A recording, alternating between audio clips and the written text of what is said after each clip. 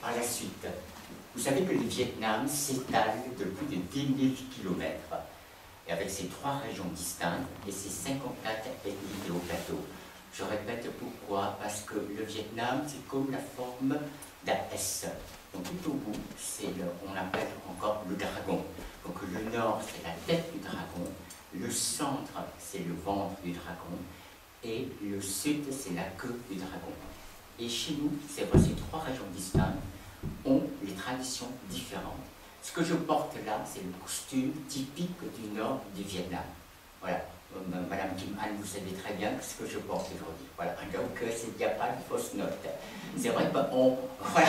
C'est très important aussi parce qu'entre Vietnamiens, entre nous, si je dis que je viens du nord, et si je porte un costume du sud, que tout à l'heure je vais vous montrer, c'est tout de suite une fausse note. Donc, ça ne se fait pas. Voilà. Nous vous invitons à découvrir à présent notre première région du Vietnam, qui est le nord, avec sa capitale qui est Hanoi.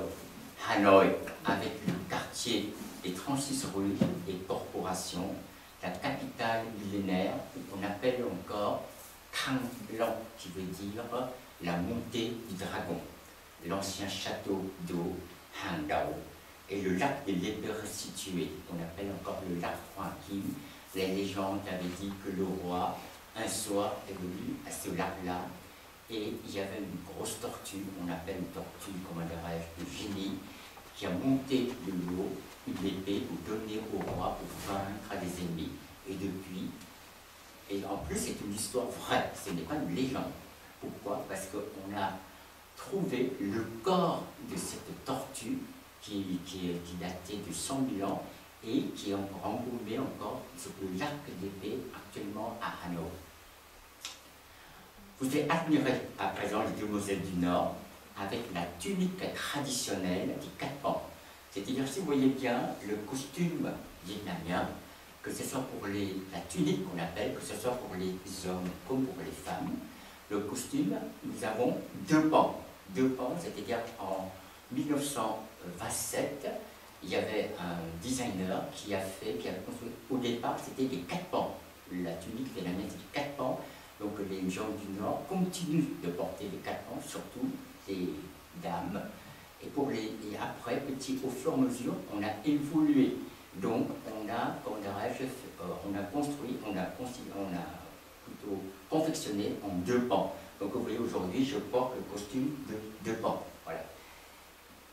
En revanche, vous allez voir nos danseuses en 4 pans dans la tradition du Nord, avec ces grands chapeaux coniques. Les grands chapeaux coniques, on le voit plus maintenant au Vietnam, c'est seulement que dans les grandes fêtes, parce que c'est un chapeau qui datait du début du XXe siècle. Mais c'est tellement joli qu'à chaque fête, les gens repensent à porter ce chapeau conique. C'est très pratique parce que ça couvre complètement le soleil. Vous allez voir, le chapeau est comme la forme de la feuille d'un nénuphar. En vietnamien, khi nói đến miền Bắc, chúng ta hình dung ra Hà Nội.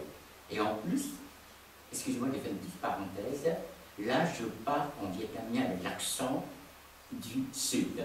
Mais chez nous, on a 3 accents tout à fait différents, le nord, le centre et le sud. Et chaque fois quand on prononce, quand on commence à parler, on sait tout de suite cette personne qui vient du nord, du centre et du sud, parce que l'accent est très prononcé. Là, ce que je lis, parce que je suis du sud du Vietnam, donc je parle l'accent du sud. Mais éventuellement, je peux aussi parler l'accent du nord.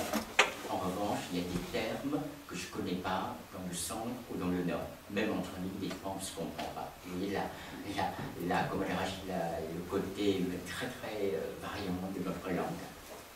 Alors là, je lis, comme dirais-je, mon texte en vietnamien du sud.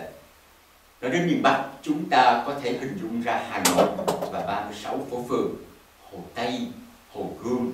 Ngoài ra những danh lam thắng cảnh của miền Bắc như Vịnh Hạ Long hay những ngày hội liên của vùng Quan Họ, những ngày xuân tấp nập, người tứ phương đi đến lễ chiêm bái chùa Hương.